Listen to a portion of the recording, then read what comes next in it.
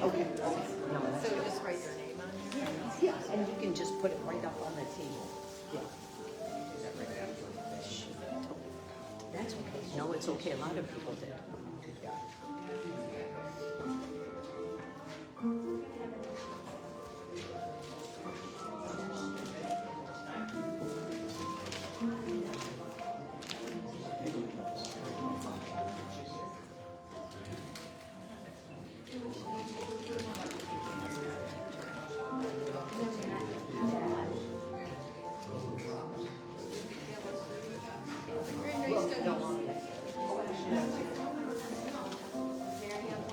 Mary needs one.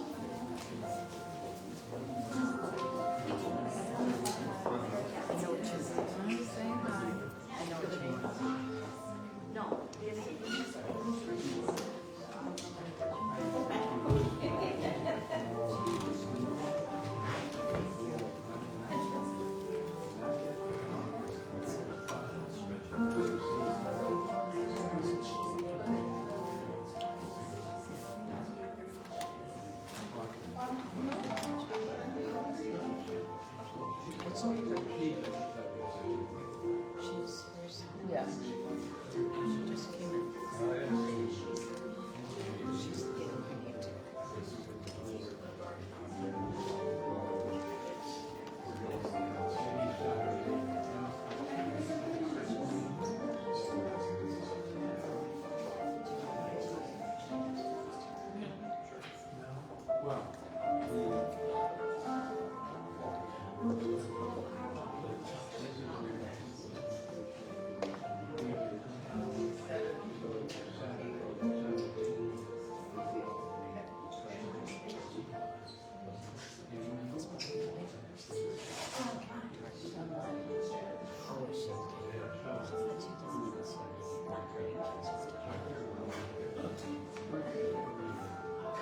Look how pretty it looks.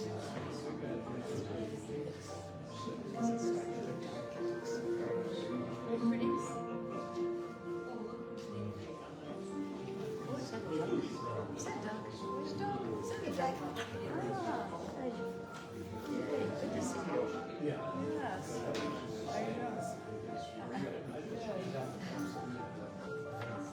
Yay. Oh. Got a duck here too. Pencil. Oh, I got one. This one. We got one coming.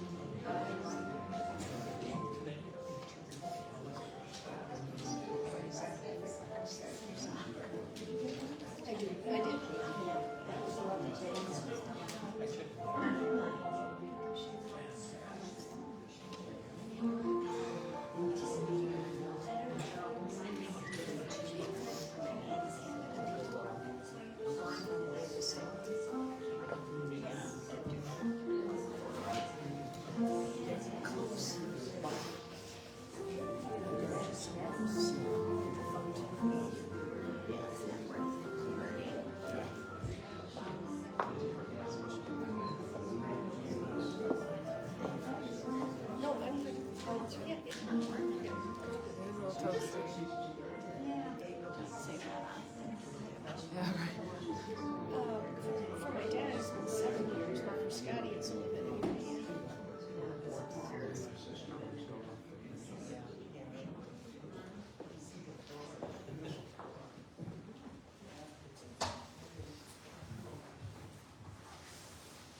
Welcome, everyone. Hi, Mary. Welcome. Hi to our Fellowship Remembrance Service. I'm going to ask Deb, when we started this, was it when you were in just 2017. 2017?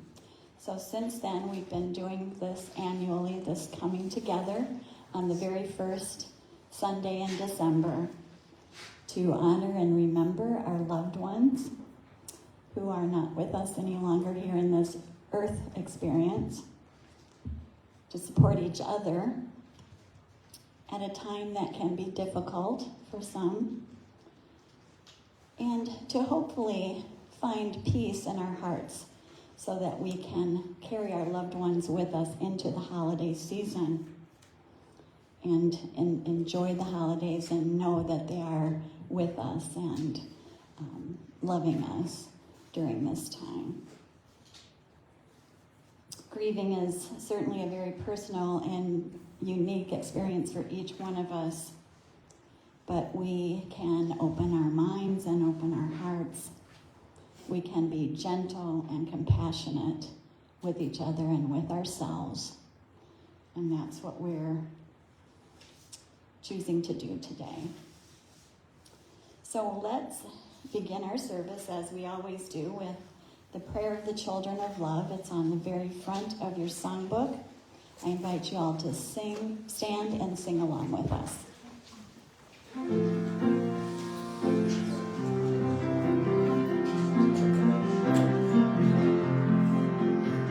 Father, Mother, God, your kingdom come, your holy will be wholly done. Spirit, source of love, your children sing, flow through us now in everything, every day, in every way. Our prayer is this: everywhere, let love be there, and so it is. Father, Mother, God, your kingdom come, your holy will be wholly done. Spirit, source of love, your children sing, flow through us now in everything. Father, Mother, God, your children pray, be love in us in every way. Thank you so much, and please be seated.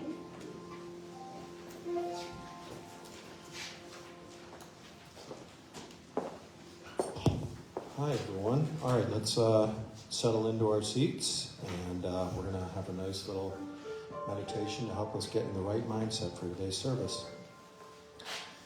So if you're feeling comfortable to do so, you may close your eyes during this. And let's start by taking a few nice deep breaths together. So in through the nose, out through the mouth, in through the nose,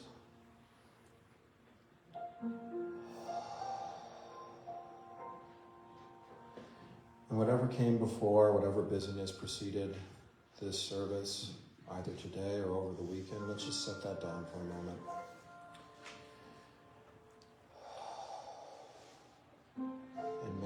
best effort to just arrive in this sacred, loving space and turn our attention to something that can be a little scary, a little difficult to do by yourself. But that's what this supportive, loving fellowship is about, facing things together as a group. Remembering those that have gone before us, those that have given us meaning, direction, and most importantly, love. And, I was thinking about what makes a loving relationship with someone. And I don't think it's them being perfect. I think it's them showing up as best they can. And, we show up for people the best we know how.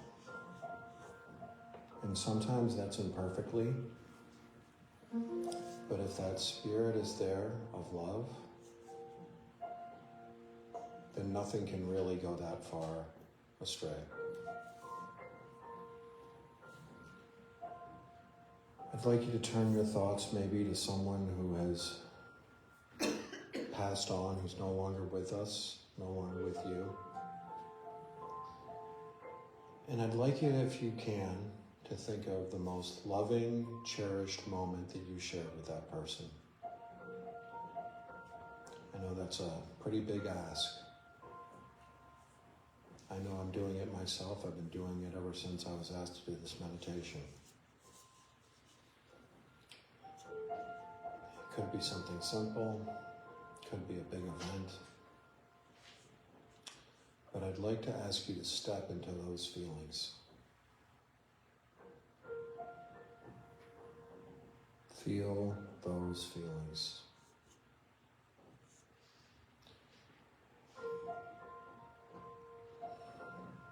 And it's those wonderful moments with loved ones that give us direction and courage to continue to grow, even after they're no longer here with us. And if you think about it, no one's ever really gone. They just kind of change forms a little bit. And taking a moment now, thinking about the people that are here with us in our life, the people that are still here and we get to share this wonderful journey with. There are people probably in our life that maybe we've gotten a little estranged from, or maybe we could reconnect with. And while you're here in this loving, sacred space, maybe just think about the next small step you can do to maybe bridge that gap if you think it's time. Could be a phone call, maybe a card that says, I miss you. Because a lot about cherishing the time we have with people is making time for people.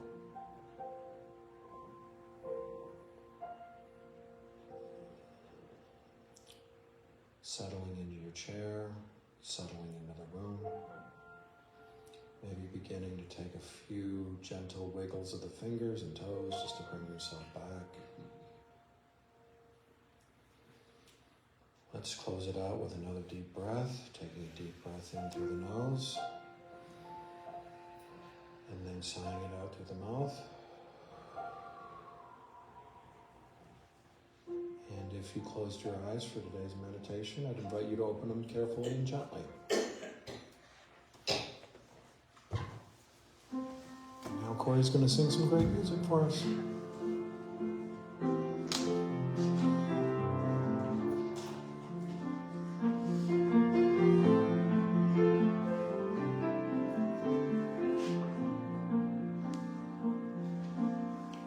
Oh, my friend, though the end of your time here has come, and you've spread out your wings now to fly. Though you're gone from this world, you've left so much behind. for us all to remember you by. All your kindness and grace, that big smile on your face, all the joy and the love that you gave. Oh, they still blossom there, sweetly filling the air. All your giving, outliving the grave. Ah, your spirit is near, there's your voice in my ear, and I know that you're still so alive. I feel you here, I find you there, now you're everywhere, because love is the one thing that survives forever. So fare thee well, oh my friend, till I meet you again, in that place where no one ever dies. Though I miss you so, there's no reason to cry, because I know I'll see you by and by.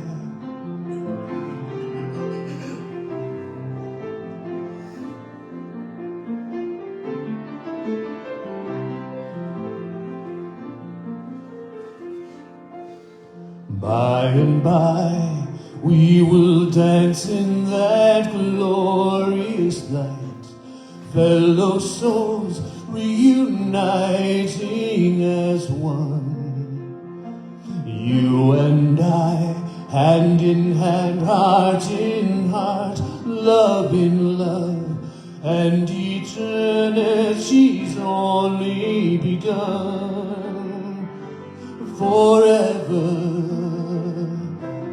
fare thee well, oh my friend, till I meet you again, in that place where no one ever dies.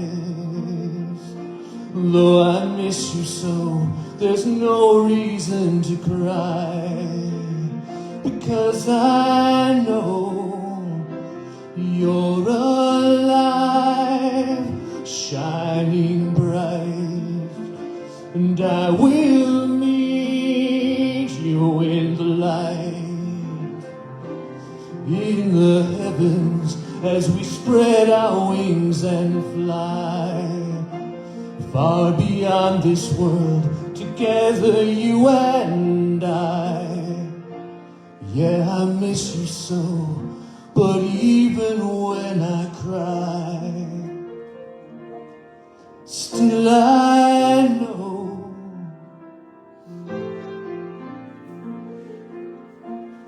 yes, I know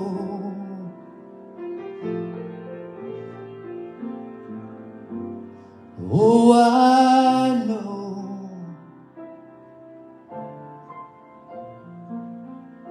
I'll see you by and by.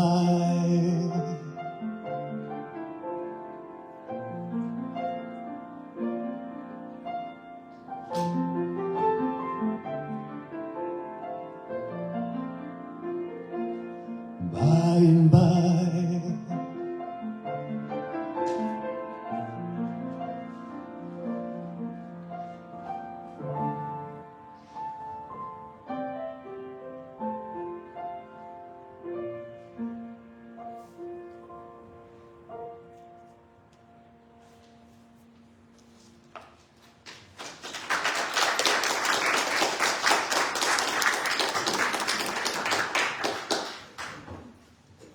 Thank you, Corey. It was beautiful.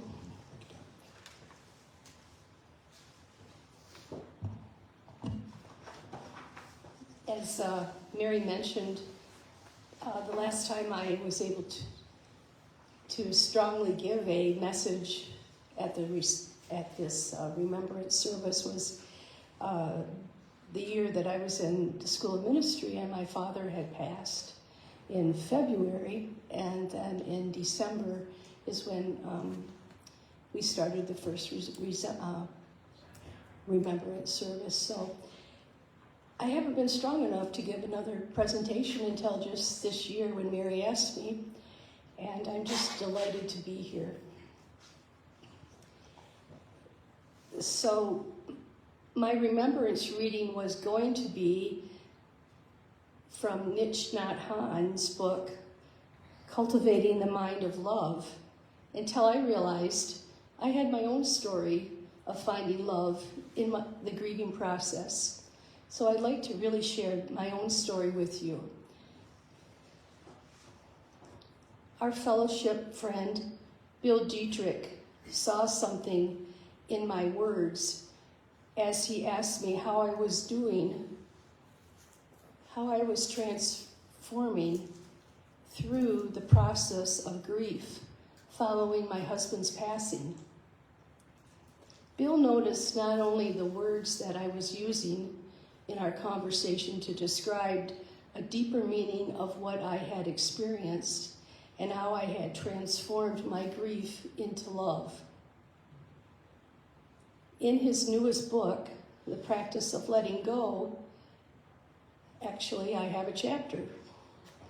I'd like to do my reading from what Bill was able to take from our conversation together. It's really quite sweet. It's in his new book, The Practice of Letting Go. Bill, I hope you're watching.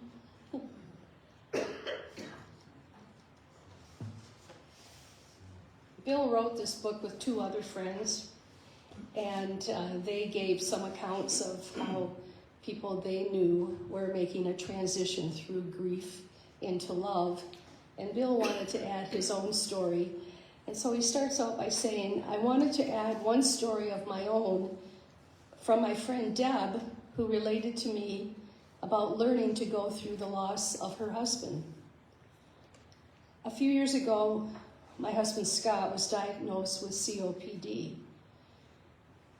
It was a heart-sinking realization. Sorry, it's a little dark up here. The specialist told us that he would have 3 to 5 years to live. We began preparation. Scott was a lawyer, and I was a dental hygienist. So we took the logical approach to prepare. We got all the needed projects done around the house. For 2 or 3 years, it was all logic. I was stressed, diagnosed with pre-traumatic stress syndrome. At that point, my feelings were turned to knowing that my husband wasn't going to be around for much longer. My husband also had to face the fact that he was going to die. About a year ago, we made contact with hospice. We knew the end was near, and that another level of grieving, asking, is this really happening? At the same time, Scott looked at the hospice nurse and asked, I'm going to die, right? She responded, yes, you would die. This sparked a very honest conversation that was a turning point in our grieving. Acceptance from this point on would happen. During the span of time, all of our arguing stopped, and we only loved each other. We didn't argue a lot before that. We were only focused now on his comfort and keeping the house running. We had everything in line. We just wanted to be with each other throughout the process. It was sad some days. After he realized his life was coming to the end, he asked me questions about the checking account, wanting to make sure everything was in order. As we entered the final days, he became delusional, seeing people in the room. The room was hazy, and he didn't understand where he was at. He still remembered me. That was good. But our house was no longer familiar to him. He asked me where things were, like the car keys, his coat, his shoes. He was preparing for the journey. As he was preparing for his journey of transition, my emotions were strong, realizing it was going to be any day now. I put up a tremendous amount of strength, guarding my heart because my heart was breaking. Then he passed. I was with him. I had just put him to bed and came back into the room, and he was standing up. He said he needed to go to the bathroom. So I took him in his wheelchair to the bathroom. He stood up, and then he fell back into my arms and passed. It was a sweet moment. There was a sense of calmness and love. It was like a vortex, truly, a vortex of love. I gave thanks to his life, kissed him on the forehead, and our little dog came running in and licked his face. And the cat also stopped in for a sniff and a lick. Those couple of days after he passed, I just felt numb. But with a sense of peace, intuitively, I asked God if he would continue to be with me and talk with me now that he was in spirit. He said yes. A few days later, I asked him how he was doing. He said he was resting, and that going through the disease and the disease process had taken a lot out of him. Sometime after that, I talked to him again, and he was joyous. He said he was with love, with Source, with God. At that point, my grief changed.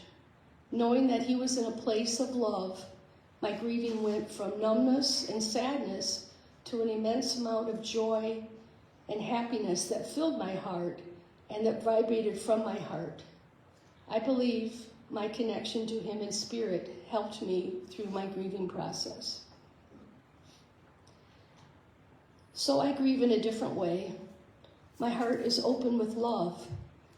I could see the love in my friends and family and my acquaintances. I see this loving pouring out of me towards them. I'm working on pouring out that love towards strangers, but that's not quite there yet. One day, my arborist was doing some work in my yard, and I've known him for over 20 years. As he was getting ready to leave that day, we sat in the yard and admired the process and all the beauty around us. We felt Scott was with us.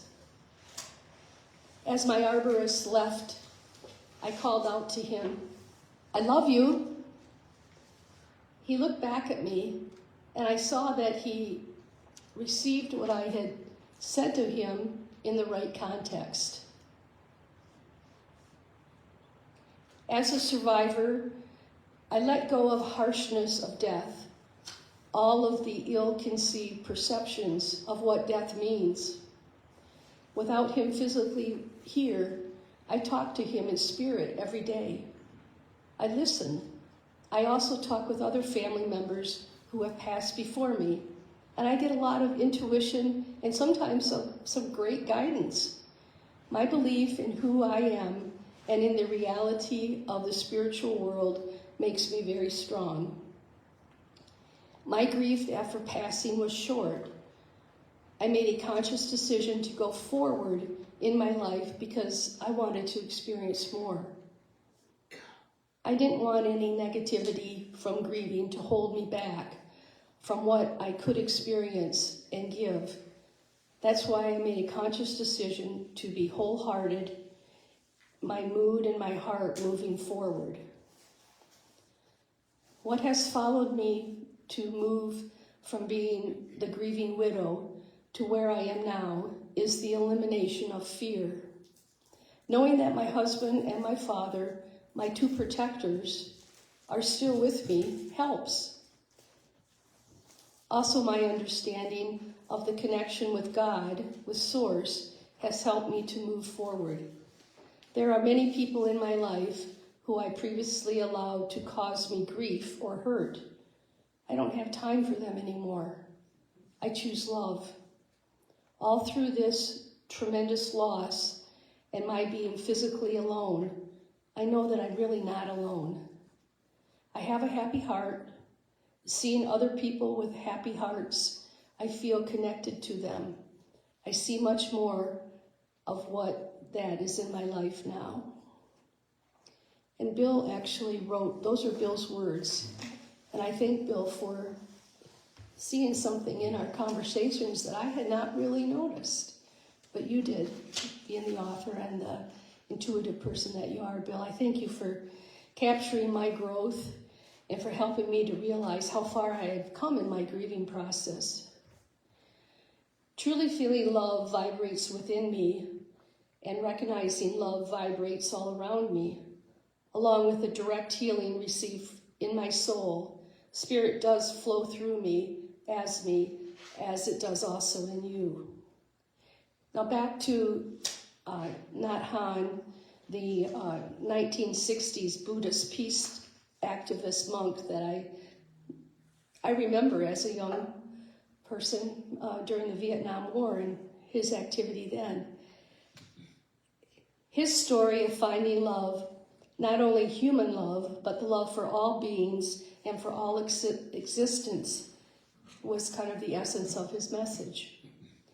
Some of you may not know, but he fell in love with a nun when he was a very young monk in Vietnam.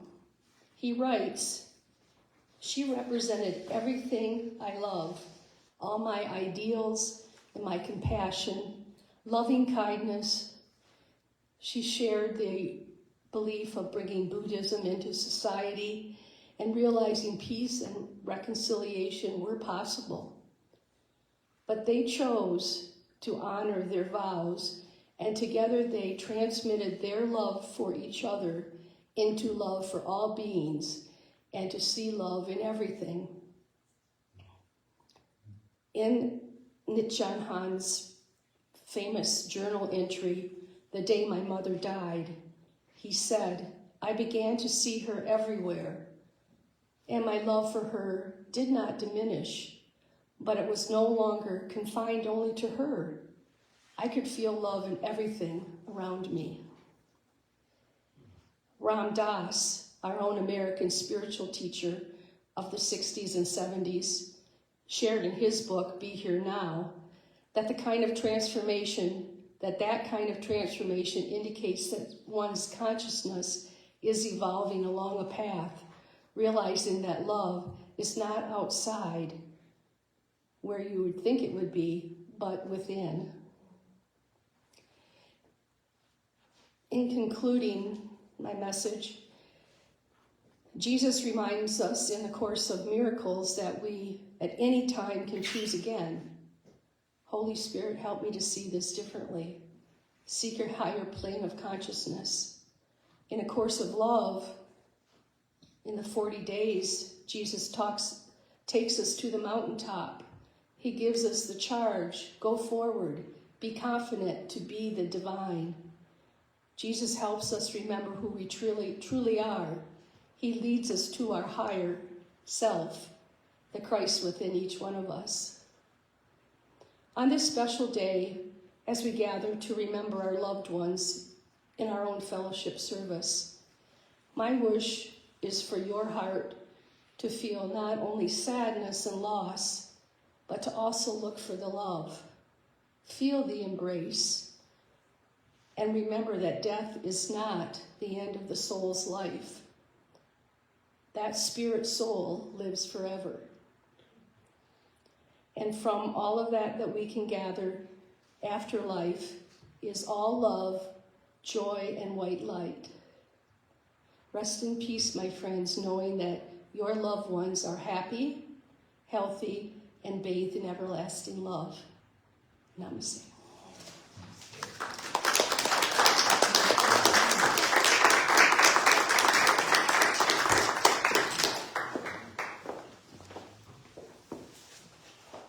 Thank you so much, Deb.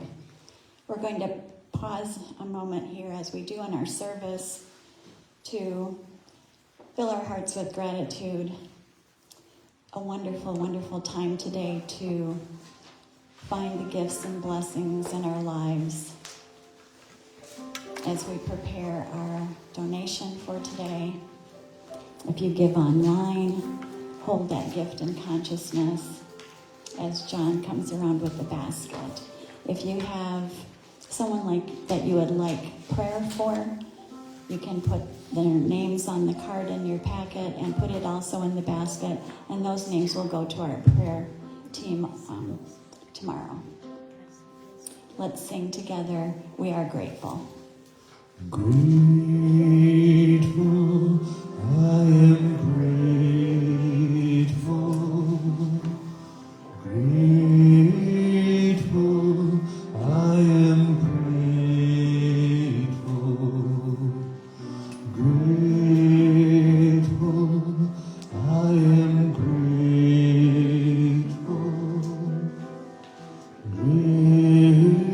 Grateful, I am grateful. Grateful, I am grateful.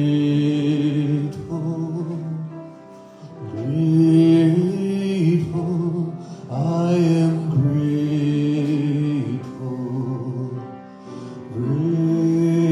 Grateful, I am grateful. Grateful, I am grateful.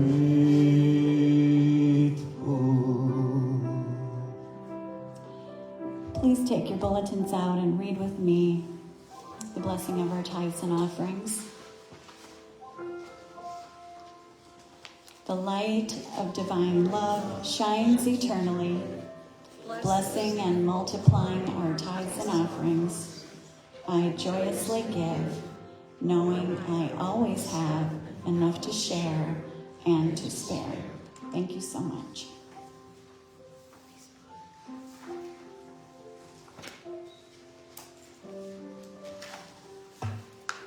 I have a few words too as a brief message today, and then we'll also turn it over to Reverend Julie Dillon. Here are some of my thoughts. Losing a loved one is such a powerful, powerful experience. After my mother passed, my daughter said to me, "It feels like all of the energy between us has been rearranged. Between my daughters and I, between them and their grandmother, between me and my mother." And so it truly felt that way. We had lost our footing, and it seemed so unfamiliar. And that was all mixed with heartache. But grief, from my perspective, grief is not a problem to be solved or a condition to be cured. We can choose to see it as a sacred space to be entered. A sacred space that creates an opening in our soul. We can feel the energy being rearranged, most certainly. A profound loss strips away all of the worldliness and everyday life and opens a portal to an experience between this human world and a broader spiritual reality. I read an article last week where a gentleman was describing a situation with his mother who had been in hospice. He came in and the hospice nurse told him that his mother had sat up and while looking off in the distance said, "Mother, you can come in now." And she hadn't been responsive for some time prior to this. And that, doesn't it conjure up a picture of this woman's mother waiting at the doorway until her daughter was ready to cross over into another way of being. And she passed shortly after that. So reading this really took me aback because this very same thing happened with my mother. I came in late one afternoon to hospice, and her nurse came up to me and told me, "Last night when I was on duty, your mother sat up in her bed, looked off in the distance, and said, 'Mother, can I come home now?'" And she too had been unresponsive for about 2 weeks. It really makes me wonder how often this happens. And I also hope that when the time comes, my mother will be there, ready to take my hand.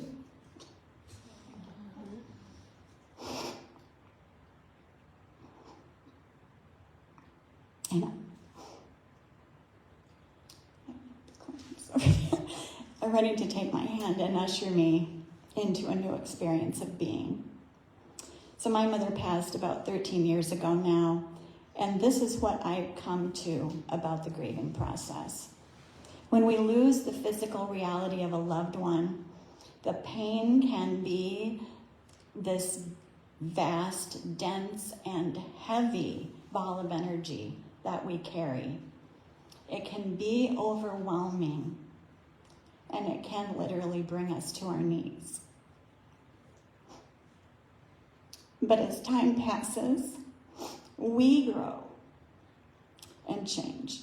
It is our transformation that begins to lighten this heavy weight as we grow in love and forgiveness, acceptance and gratitude, and service to others. The weight becomes lighter and lighter until there comes a point when we can smile as memories bubble up. We can find joy in the good times and release our grip on what we wanted the relationship to be like and what could have been. It never just goes away. We don't just get over it. It's always there, the feelings of loss. But they become interwoven into the fabric of who we are becoming.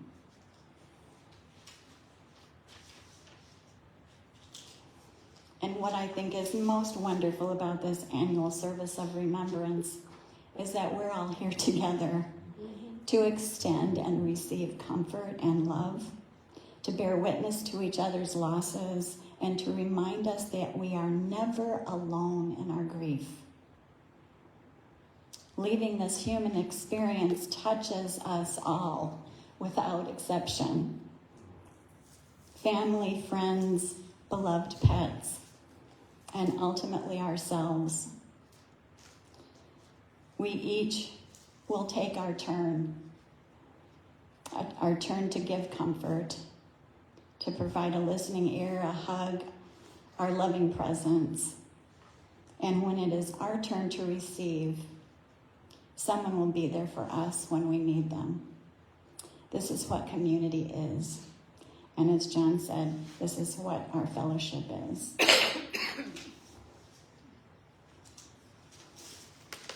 I have a brief quote here that I'll leave you with. Patricia Farmer: "I like to think of death as a widening of the soul, like spreading wings, where the self is not extinguished, but enlarged. A spectacular transformation, which breaks the walls of the chrysalis-like ego, ushering us into a spacious, interconnected, transcendent beauty. Perhaps then, death itself is the great journey." I'd also just like to remind everyone that every third Saturday, we have a death cafe here in this building. And it's a really wonderful opportunity to come together in a safe space to discuss this topic of leaving our human experience with no agenda whatsoever. So I invite you to come to it and try that experience. Thank you. Julie?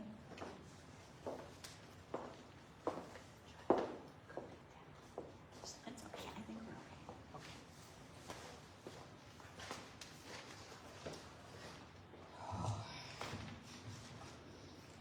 Hello. Hi, everyone. I'm going to talk a little bit about ways to move through grief. And grief, as we know, lives in our heart, mind, and body. And often it can get stuck in our minds as we try to think our way out of the pain. And moving can help us to get out of our heads and become aware of the sensations within our body. And often when we're experiencing tremendous sadness and our heart is aching, we don't even realize what it's doing to our physical body. Can you hear me back there? Yeah. So we carry so much of our emotions in our joints, our muscles, and in every cell of our body. And what happens if we don't move through it? It will just remain stuck. So I just have a couple of suggestions. I know it's getting late, so I'm going to cut these back a little bit. Movement, sound, and breath work, journaling. Just such a few of the things that can help us as we move through, to help us move through our grieving process. And grief, like Mary and Deb said, is like we're carrying this really heavy, heavy backpack. And it can be filled with anger, sadness, it could be guilt, shame. And it's often hard to shrug off. So doing some actual physical movements can really help with the process. And I'll have you can stay seated. We're just going to do a little moving. And you online as well. And we'll just start with some just small movements with our head. Imagine we're making a circle with our nose, just to gently move our head. So if you're seated, make sure you're rooted into your feet and just open. Just a nice open posture and just gently moving the head in both directions. It can be small or slow circles. And then just taking some shoulder rolls next. And just nice slow movements coming up, back, down, and center. Just releasing any tension that we're holding in our shoulders. And also softening the muscles in our face too. And a gentle smile helps with that. So just these little movements can make such a difference. Excuse me. And Paul Denniston, in his book Healing Through Yoga, says that it's when we experience different forms of grieving, especially when we are not expecting death, the sudden turns. He suggests that doing some movements like spinal twists. Let's do that too. Just a little movement side to side. Just letting go. It just helps us to stay stable, centered, and balanced while we're navigating our process. Grief needs motion. And I won't go through all of them. There's quite a few. The one I really like is spinal cord breathing, and that helps with our spine, because often we are holding really rigidly, and it's almost a form of protection when we're hurting. So we really want to think about being nice and open, and just bringing your hands out to the side. Your hands could be on your thighs, but if that feels better, in your shoulders. And we're just going to, I don't know, I'll do this over here. We're going to round forward, and then just nice opening up that chest. That's your inhale, and just going back and forth, and just really feel each vertebrae in your spine moving. And this is so helpful. And what is it? It's also opening up our heart, right? And even that throat chakra too. And you can add sound. I hear some good sound. Yeah. And that leads us right into next is sound. And yeah, we just come back to our seated. And often we don't have the right words, and we don't know how to express ourselves. So movement can help, sounds, and it could be just a quiet sobbing. It could be yelling. If that's helpful, that's exactly what would be a great thing to do at the time. Your all sounds. I know in different traditions, like in Native American and Eastern traditions, they all often use sounds to help with the grieving process. And I know for myself, been down on the ground and letting a lot of wails out, and it was the most therapeutic thing for me, for myself, and I know others that it's been helpful as well. So I had a woman in my class recently, and she had a significant loss in her life, and she came and asked if we could stomp. And I said, of course we can stomp, and we can do whatever else. And we did stomping, we did yelling, we did what needed to be let out. And it was such a beautiful process to see the upset in the woman, the tension, and it just throughout the class, just like this melting away of all of this tension and angst, and just beautiful for all of us to be part of her healing. And it was just a great affirmation, to me, to realize how much this can help, and being together, witnessing each other in these hard times, like John mentioned in your meditation, and Mary and Deb, right? And then, I went to the breaking the chains. I will do one more, is cloudy hands. And that's, I'm going to show it to you again. I'll see how this one goes. Top hand is going to, palm faces your body, coming across your chest. Bottom hand, the palm is facing down, kind of like you're wading through water. And then we're going to switch. So, and you're just thinking of this top hand. This is just taking away any type of physical, emotional, mental, heart issues. Could be grief. It could be sadness. And just going through, this is a Qigong movement. And if you do this, the repetitive motion of this mindful piece, it's just so beautiful. And there's another idea to help when you're going through some of the grief, and just helping to move this grief along. And that's called cloudy hands. And just a beautiful process.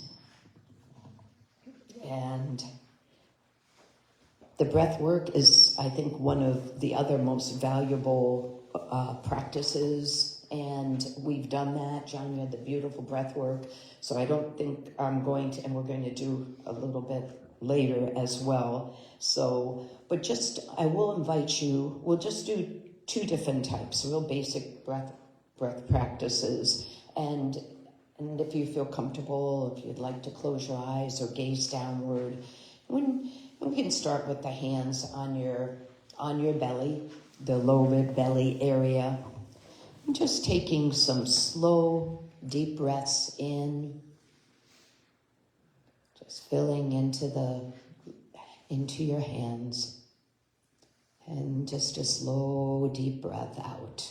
Just that gentle rise and fall, and just take a few breaths like that. Gentle inhale, like a small sip of air, and the gentle exhale. Just letting go.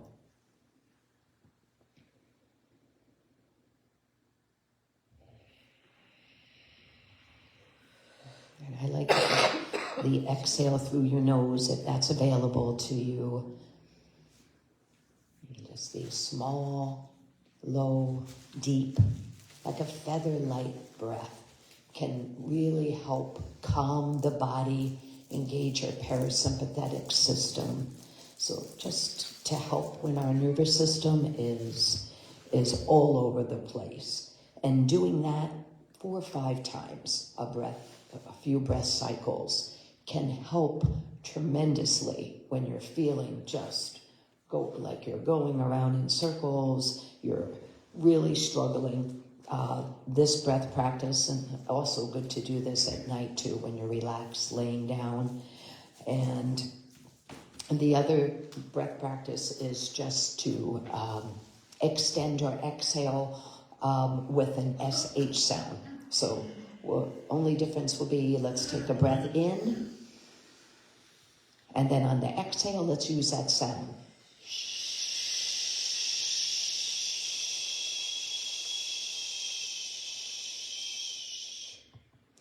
So another breath, and then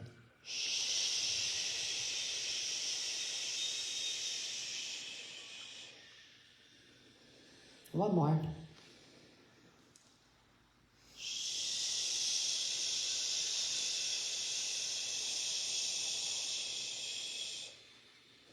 And just like you're calming a baby, and that is also a wonderful technique. The extending our exhales is that a strategy to help with our nervous system to self-regulate. So that is another wonderful tool that I would recommend. And so just so important as thoughts and emotions come up, make sure to move, to cry, to pray, to meditate, to give voice or some sounds, to whatever you need to. And just keep checking with yourself and asking yourself, what do you need? Making a point to be really gentle with your grieving process. And it's all unique. Everyone is going to be different, and honor your process. And just as I'll just mention, because it is getting very late, about gratitude. Another wonderful tool as you're moving through grief is just writing, and you have a sheet of paper with a little cardinal on it, and just listing things that you're grateful for the person that you're remembering today, and is another lovely way to really feel their presence that is with you. So, and if you can feel free, we're running out of time. Maybe do that maybe later is what I would suggest. Okay, thanks.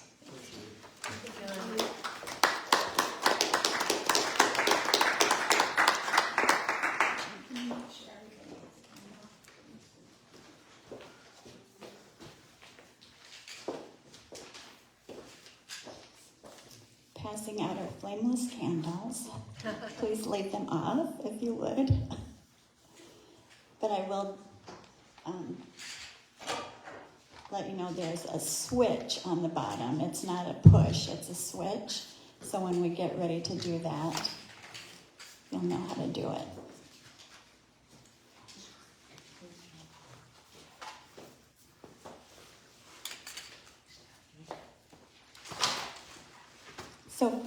So if you would just leave them off for right now.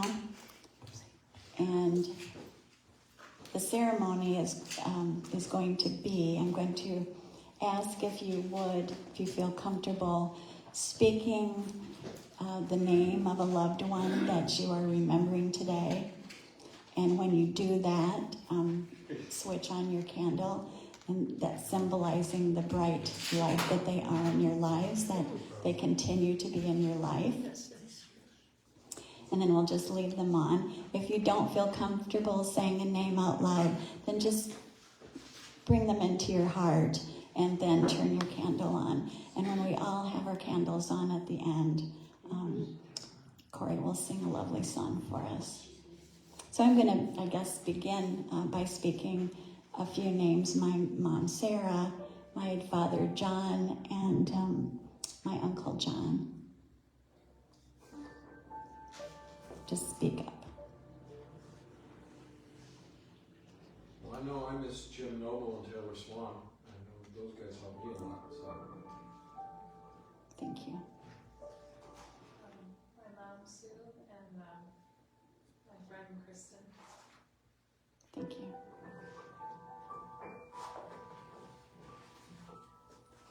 My sister Nancy, my brother Tom, my dear friend Lindy, and my mom and dad. Thank you. My sweet hubby, Scott, and my grandparents, my father, and all of my ancestors and loved ones. Thank you. All my past pets. Yes. Yes. There's a picture of my soul dog Moose up there. My mom and dad. And my ex-husband Tom. My mom and dad, Doris and Jim, my sister Nancy. Thank you, Dad. Jackie, Q. Okay, thank you.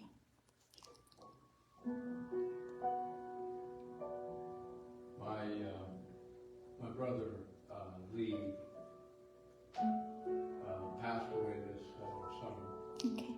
He's now rusting in Yosemite Park for the duration. Thank you. Thank you. My mom and dad.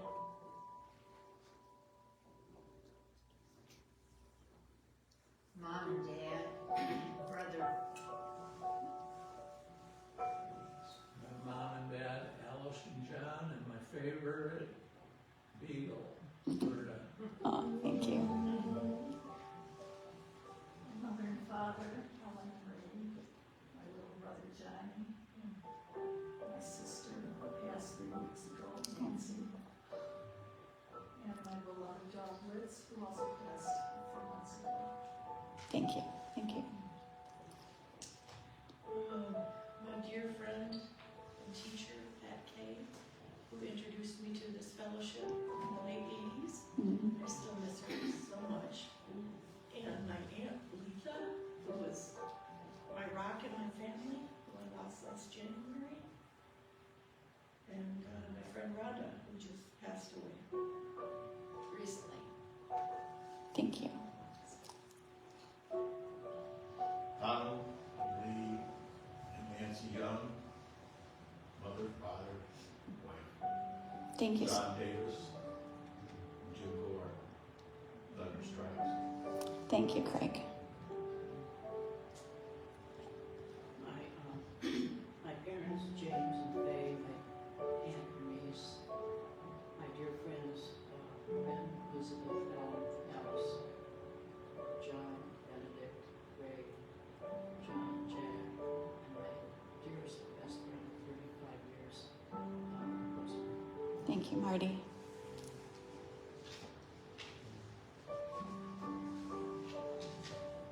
My mom and dad. My brother Jerry.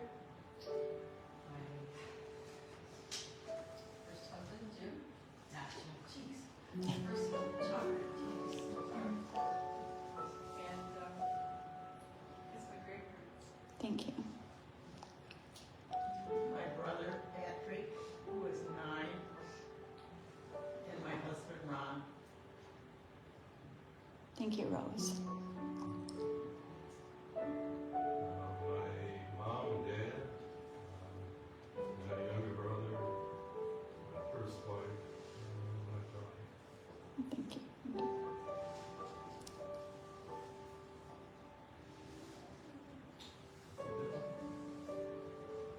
Ryan, Jerry, Kristen, Dick,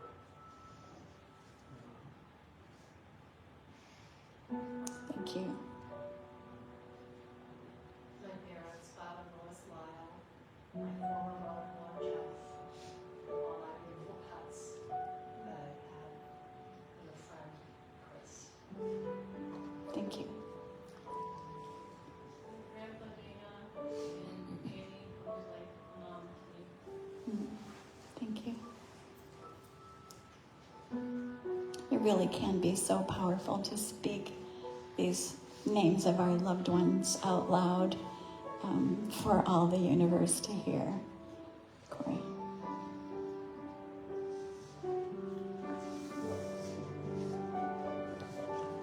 Wise minds know there's no space. All things now in one place. No separation, no limitation. All in all.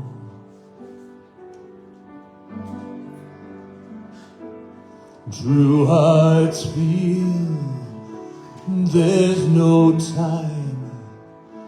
All things here intertwined. The congregation of all creation, one in all. So though it seems you've gone away, it's just a dream, illusions play. There's no duration, there's no location, after all.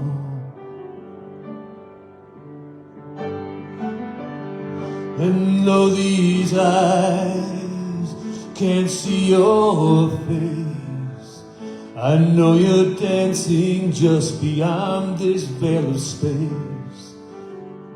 And though these arms can't hold you tight, I know we're both right here and everything's alright. I hear your voice, I feel your heart, I hold your light.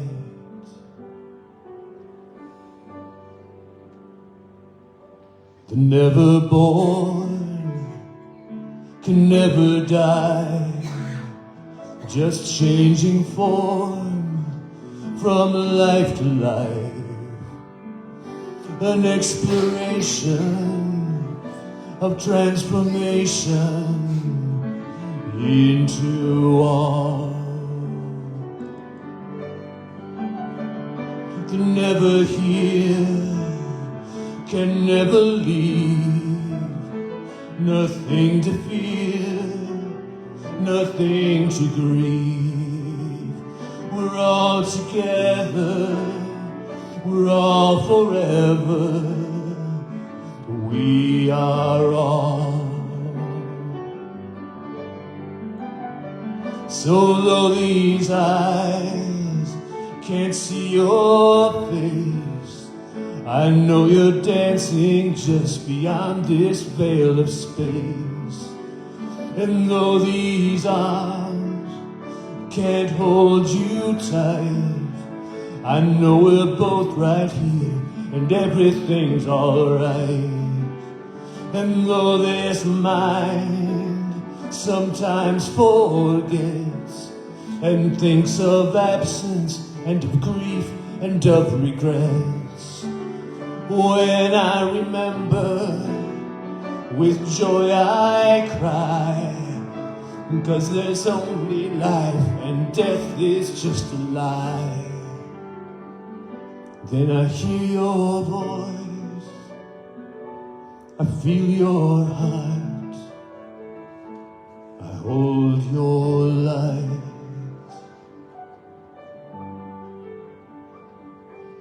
I hear your voice, I feel your heart, I hold your light.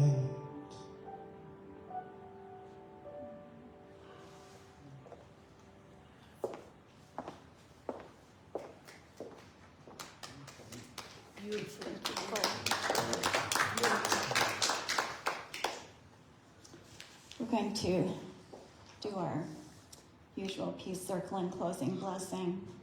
But before we do that, I'd like to invite you all, after we're done, to come up to the table to look at all these beautiful, precious beings, the pictures that are up here that are joining us.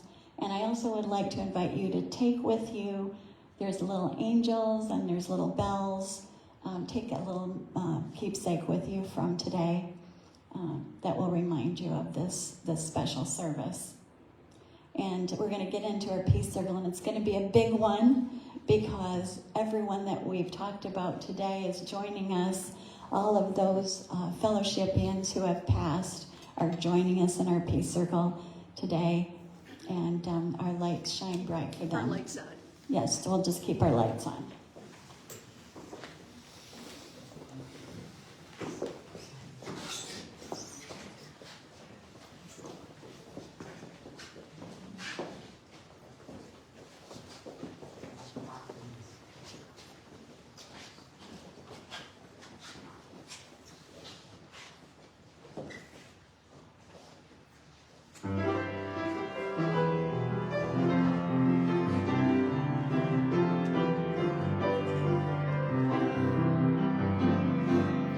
Let there be peace on earth, and let it begin with me. Let there be peace on earth, the peace that was meant to be, with God as creator, family are we. Let us walk with each other in perfect harmony. Let peace begin with me. Let this be the moment now. With every step I take, let this be my joyous vow, to take each moment and live each moment in peace eternally. Let there be peace on earth, and let it be